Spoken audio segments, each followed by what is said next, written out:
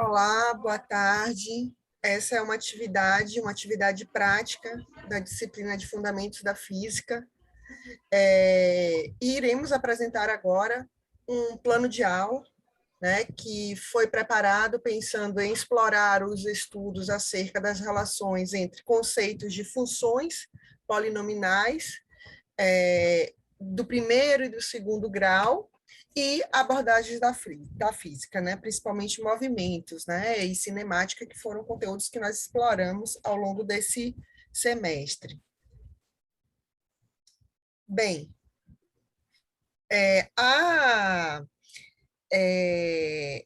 esta proposta, né, ela traz essas relações desses conceitos do primeiro e do segundo grau e alguns movimentos da física.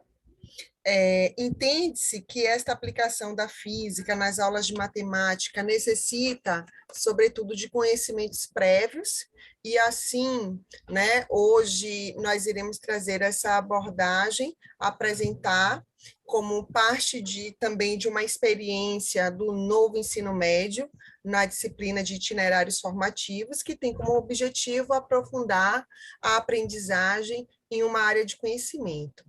Então, os conteúdos de funções e movimentos, né, ambos da área de matemática e física, respectivamente, foram, ou melhor, eles já devem ter sido apresentados, né, pelo componente de matemática e de física da formação básica, né? E o nosso objetivo aqui é revisar, reforçar, principalmente relacionar as duas áreas de conhecimento, para que no final, né, do estudo, do experimento, os estudantes tenham uma consciência da importância, né, do estudo técnico na aplicação de situações práticas, em especial a que a gente se dirige aqui, que é a de física. Né? Então, apresentaremos um plano de aula a fim de experimentar e estimular essa consciência da importância e principalmente para que fuja um pouco daquele momento apenas expositivo, para que possamos experimentar, né, exercitar o conhecimento dentro do campo da matemática aplicada. Então, o nosso plano de aula é um plano de aula que é destinado para o primeiro ano do ensino médio, em especial, né, para os estudantes que se voltam para a matemática e suas tecnologias. O conteúdo será a função aplicada à física, e ele atende, né, a alguns objetivos ou habilidades que vão ser definidas pela BNCC. A primeira delas, tentando utilizar informações, conhecimentos e ideias que vão ser resultantes da investigação científica para criar ou propor soluções para diversos problemas. O outro, investigar e analisar situações, problema, identificando e relacionando conhecimentos matemáticos relevantes para uma dada situação, e eu acredito que a física ela colabora muito para que a gente perceba isso. E levantar hipóteses sobre as variáveis que interferem na explicação ou resolução de uma situação problema, elaborando modelos com a linguagem matemática para analisá-la e avaliar sua adequação em termos possíveis, né? Limitações, eficiência e possibilidades de generalização. Aí, o que a gente vai ter aqui são 3 aulas que nós vamos destinar para essa abordagem, né? A gente entende que seria muito bacana se a gente pudesse também aprofundar em muito mais aulas, né, essas abordagens, mas trouxemos, né, esses dois conteúdos da matemática para serem trabalhados nesses momentos de aula. E aí é importante que, além do exercício, né, da exposição em sala de aula, que a gente construa também espaços de listas de exercício e listas de exercícios que tragam essas problemas para que possam reforçar o conhecimento, né, sobre essa abordagem. Bem, essa aula 1, eu digo que ela é uma aula muito importante, porque é a aula que a gente vai buscar resgatar alguns conhecimentos, né, previamente estabelecidos, tanto pela formação básica na matemática, como pela formação também básica em física.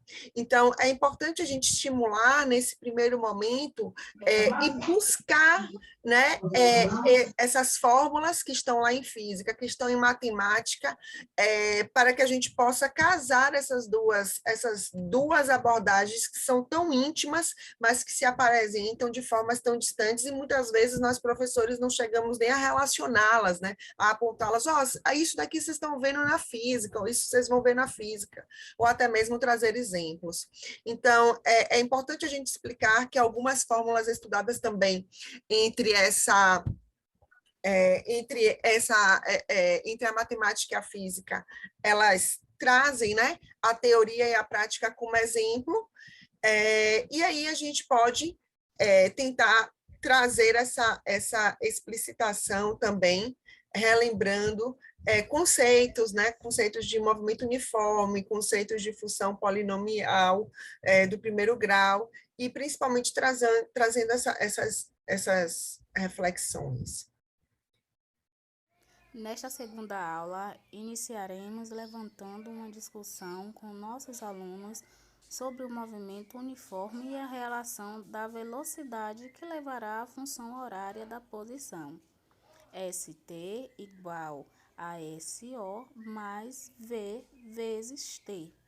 Vamos relembrar também o conceito da função polinomial do primeiro grau. Ao comparar as duas funções, é importante salientar que o coeficiente A e B na relação f de x igual a ax mais b pode ser chamado de taxa de variação de valor inicial. Como vocês podem observar aí, o S será a posição final, o SO será a posição inicial, o V a velocidade do corpo, que será constante, e o T o instante de tempo. Embaixo tem a relação que o f de x será igual a y igual a b mais a vezes x. O termo retilíneo significa reto. No movimento retilíneo uniforme, a velocidade não sofre alteração durante o percurso. A velocidade escalar média é constante e igual à velocidade instantânea. Vemos aí que V é igual a ΔS sobre ΔT, onde o ΔS é a posição, é a variação de posição, o ΔT é a variação de tempo. Então, ao analisarmos o movimento V igual a ΔS sobre ΔT, teremos uma outra equação, que será V igual a S menos S0 sobre T menos TO. E, para finalizar, chegaremos à equação final que nós queremos, que é S igual a SO mais V vezes T. Ao lado, podemos observar um exemplo prático. Temos um carro com a velocidade constante de 20 metros por segundo, onde a única coisa que altera é o tempo que o carro leva para percorrer o caminho. Na função polinomial do primeiro grau, função real de variável real é definida por f de x igual a x mais b, e a tem que ser diferente de zero. Então, ela pode ser crescente quando o A for maior que zero ou decrescente quando o A for menor que zero.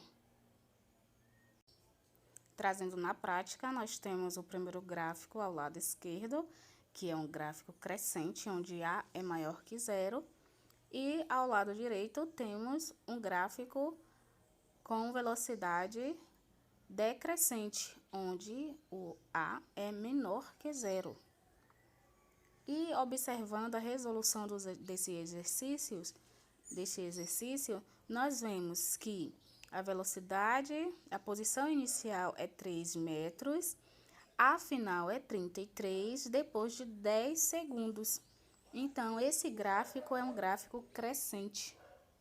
Bom, nessa aula 3, é importante que a gente lembre os conceitos de movimento uniformemente variado, onde a gente já vai introduzir a questão da aceleração, né? Diferente da aula 1 que a Kari falou, né, sobre a velocidade e a relação, né, de velocidade e espaço.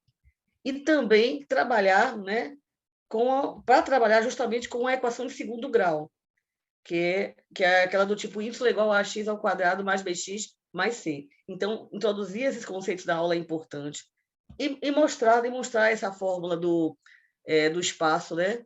Entre espaço inicial mais velocidade inicial, vezes tempo, mais aceleração ao quadrado sobre o tempo, ao quadrado sobre, elevado ao tempo ao quadrado sobre 2, mostrar a fórmula, né, de espaço e traçar essa relação entre essa fórmula de espaço com aceleração e a função de segundo grau.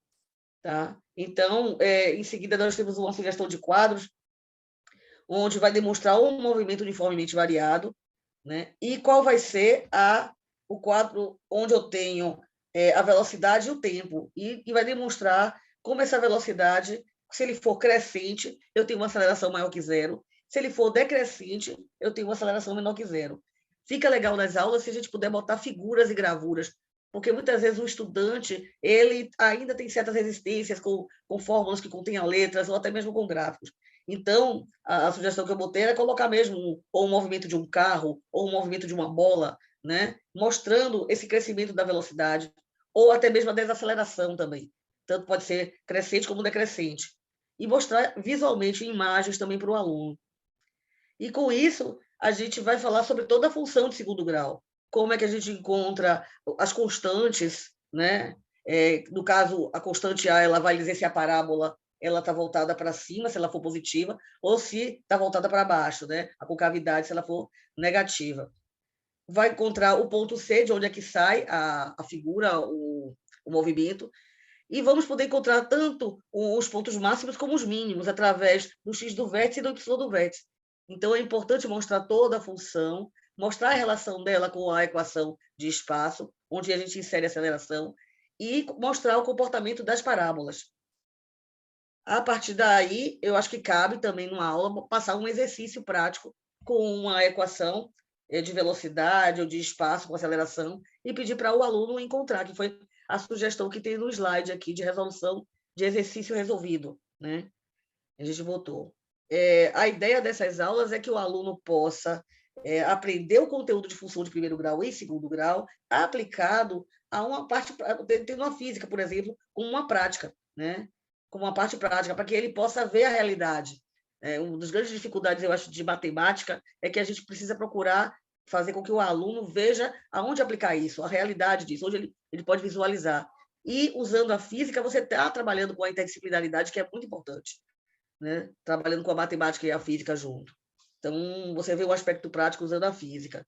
Então, é isso. Então, tem uma relação de links que a gente usou como base para pesquisar imagens e pesquisar também conteúdo, que está disponibilizado no slide, perdão. Está no slide disponibilizado. É isso, Débora. Foi bem sucinto, mas é isso. Então, eu acredito que para a gente concluir, né, Guimarães, é só ressaltar a importância que se tem dessa abordagem, né, interdisciplinar, que foi muito bem apresentada, né, por você, e também destacar que, dessa forma, a matemática ela sai apenas de um campo de uma abstração para pensarmos essa matemática dentro do campo do cotidiano, né, das pessoas, dentro do campo da realidade das pessoas. Então, assim, a física, ela traz esse comportamento humano, né? Ela traz, e os movimentos, né, eles acabam dramatizando tudo aquilo que a linguagem matemática traz a partir, né, da sua linguagem, em fenômenos reais, né, em fenômenos que a gente pode observá-los. Então, desde já agradeço a oportunidade da professora de nos indicar ou fazer com que a gente exercite a criatividade, né, no pensamento da abordagem da matemática, principalmente relacionando a uma área que é tão próxima do nosso cotidiano, da nossa experiência real e, sobretudo, do nosso conhecimento matemático. E é isso, e eu vou interromper Obrigada, a professora. gravação. Um abraço, colegas. Um abraço, colegas.